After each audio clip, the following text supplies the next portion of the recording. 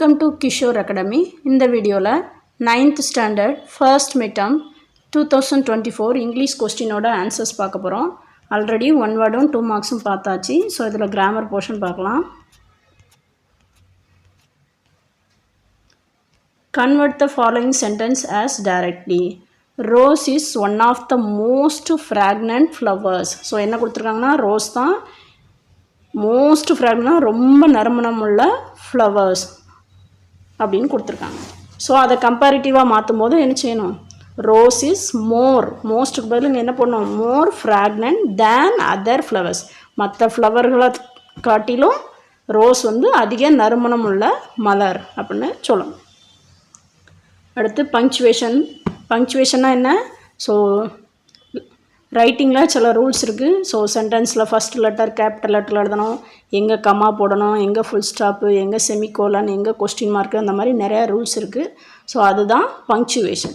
So இங்கே என்ன கொடுத்துருக்காங்க, mother can't get home from Mrs France. So question இதில் இல்லை. ஸோ உங்கள் மார்க் பண்ணியிருக்கு இல்லையா, அதுதான் நீங்கள் சேஞ்ச் பண்ண வேண்டியது. So capital M small M கொடுத்துருந்தது, அதுக்கு பதில் கேபிட்டல் எம். அடுத்து காண்ட், கேனாட்டை தான் ஷார்ட்டாக நம்ம காண்ட்டுன்னு எழுதுகிறோம். ஸோ என்னுக்கும் டீக்கும் நடுவில் அப்பாஸ்ட்ரஃபி போடணும்.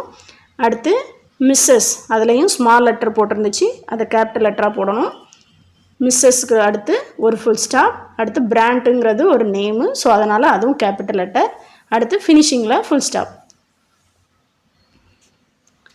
அடுத்து poem lines. Read the following stanza and answer the questions given below.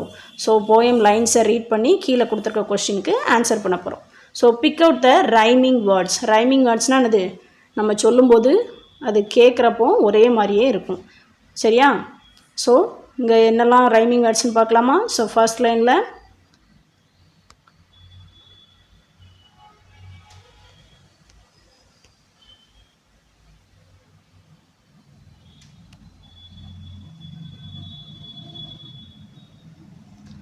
So shake, mistake, flake. So இந்த 3 தான் rhyming words. Shake, mistake, flake. So அதோட எண்டிங் சவுண்ட் எப்படி இருக்குது, ஒரே மாதிரி இருக்குது. அடுத்து second, identify the rhyme scheme of the given lines. So rhyme scheme எப்படி கண்டுபிடிக்கணும், இப்போ ஃபஸ்ட் லைனில் ஷேக்குன்னு முடிஞ்சிருக்கு. ஸோ செகண்ட் லைனும் அதே மாதிரி எண்டிங் சவுண்டு தான் இருக்குது, மிஸ்டேக். ஸோ ஏ, அடுத்து அதுவும் ஏ, பட் தேர்டு பார்த்தீங்கன்னா டிஃப்ரெண்ட்டாக சவுண்ட் வருது, ஸ்வீப். ஸோ அதனால் பி. அடுத்து லாஸ்ட் ஒன் அதே மாதிரி தான், ஃபஸ்ட்டு 2 லைன் மாதிரி தான் வந்திருக்கு. So A. So the rhyming scheme is A A B A.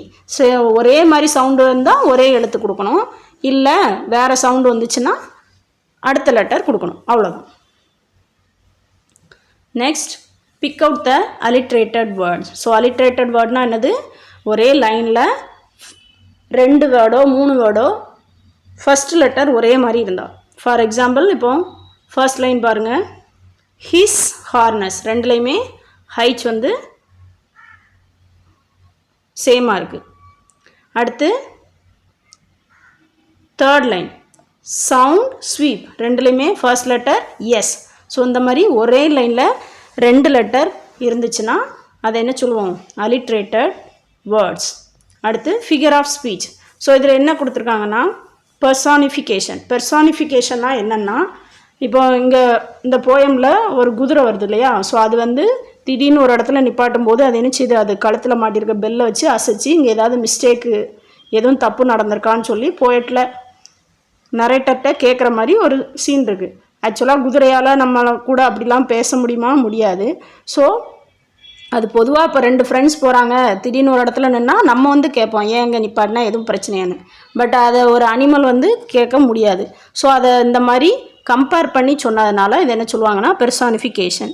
So மனிதன் அல்லாத ஒரு பொருளுக்கோ விலங்குக்கோ மனுஷனுடைய பண்புகளை நம்ம சொல்லும்போது அதை என்ன சொல்லுவாங்கன்னா பெர்சானிஃபிகேஷன்.